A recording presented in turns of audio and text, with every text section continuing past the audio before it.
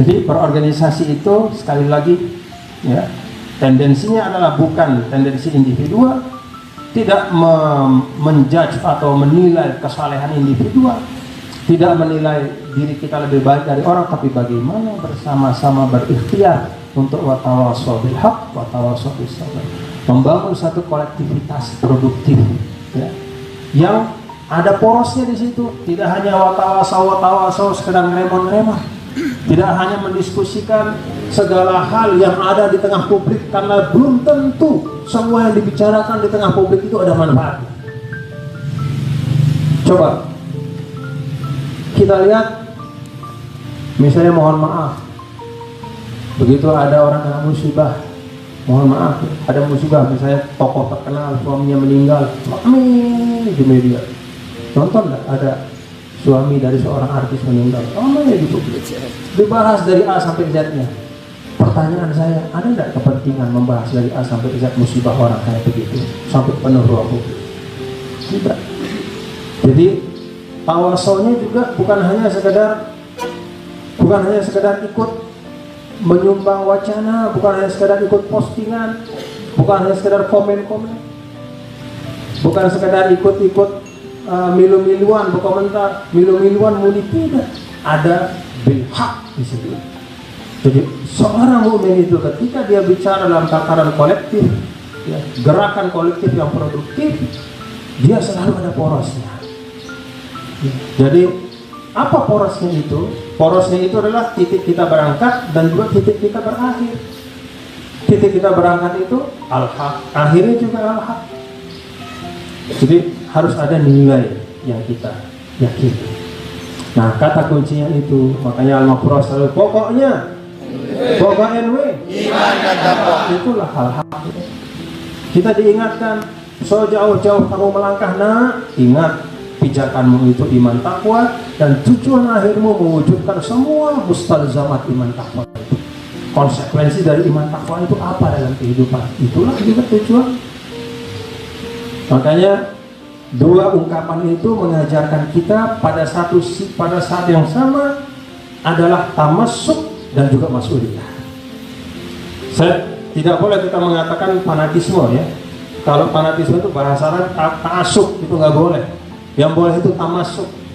Tamassuk itu berpegang teguh. Pokoknya NW itu tamassuk. Tapi pada saat yang sama, dalam tarikan nafas yang sama, diajarkan mas'uliyah. Pokoknya NW-mu itu maksudnya apa?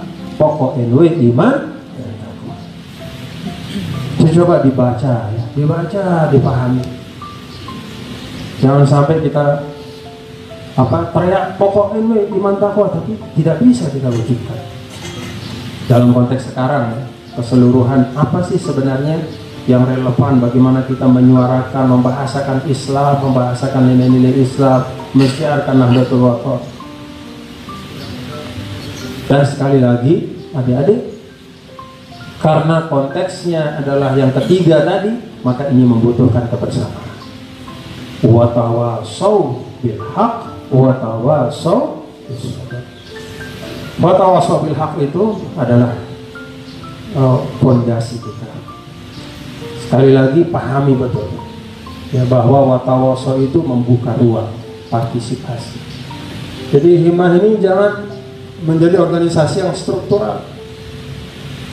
Maksud struktural itu ketuanya bergaya-gaya, anak bawahnya harus ikut, tidak begitu. Jadilah organisasi yang fungsional. Semua elemennya penting. Karena konteks yang ketiga itu juga watawasau, tidak ada pembedaan di situ.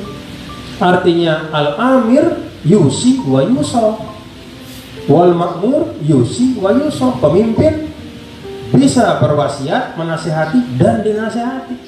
Yang dipimpin juga diarahkan dan juga bisa memberi masukan. Watawasau. Jadi ada takafu, tidak ada struktur B atas B bawah, B bos B anak buah, tidak ada. Watawasau. Kalau kata Rasul Shallallahu Alaihi Wasallam ya, bahwa an-nasu sawasiyah, bahwa orang mukmin apalagi manusianya sama setara, apalagi orang mukmin, dalam arti tugas dan fungsi yang mendasar dalam kehidupan. Nah, kemudian ditambahkan lagi Ini yang ketiga, ini ada 3A, 3B. Apa 3B-nya? Watawasau bisabar. Nah, kalau tadi konteksnya adalah al-haq, itu adalah fundamen. Ya. Fundamen. Kalau kita bicara al-haq, maka kita cari kebenaran. Bukan kita lihat siapa yang bicara. I'rifil haq ta'rif alim. Cari kebenaran, kamu tahu siapa ahlul haq itu. Tapi kalau kita mengikuti orang yang ngomong, walaupun dia ngomong itu belum berdaya dan keruan, apalagi ngajar-ngajar itu sendiri, cilaka ini. Nah, 3B atau jadi penyempurna dari semua, ya. Karena manusia itu adalah makhluk yang berada dalam dimensi ruang dan waktu. Kita ini bukan seperti malaikat. Ya, malaikat itu dia bisa tembus ruang. Kalau kita ini dibatasi oleh Allah. Telinga kita dibatasi, tidak bisa mendengar frekuensi yang terlalu rendah atau terlalu tinggi. Mata kita dibatasi, tidak bisa menembus tembok. Kaki kita dibatasi. Semua kita dibatasi. Tapi untuk kemaslahatan kita. Coba kalau misalnya adik-adik, telinga kita tidak dibatasi sehingga kita bisa mendengar frekuensi yang sangat rendah sekali.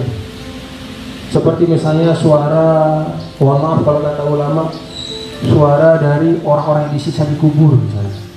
Kan tidak bisa tidur gitu. Apalagi yang rumahnya di dekat Sanggeng, ada kuburan Sanggeng, dia udah bawa tidur.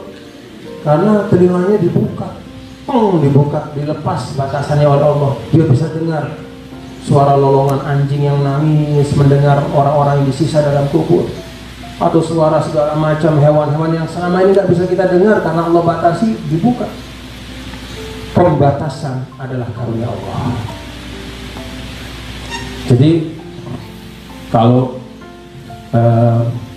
akhir-akhir ini misalnya, ya, pernah baca buku Homo Deus kan? Homo Deus itu adalah buku yang menceritakan tentang manusia ke depan. Salah satu yang mau dikejar oleh manusia itu dalam buku itu adalah immortality, kekekalan. Untuk eliminate all physical or mental borders. Jadi semua hambatan-hambatan fisik dan mental itu mau dibuang. Bagaimana supaya bisa manusia bisa mendengar, telinganya telinga bionik, matanya mata bionik. Bagaimana supaya dia bisa punya umur yang nggak mati-mati. La ilaha illallah. Kadang manusia tidak sadar bahwa pembatasan dari Allah adalah untuk kepentingan dia.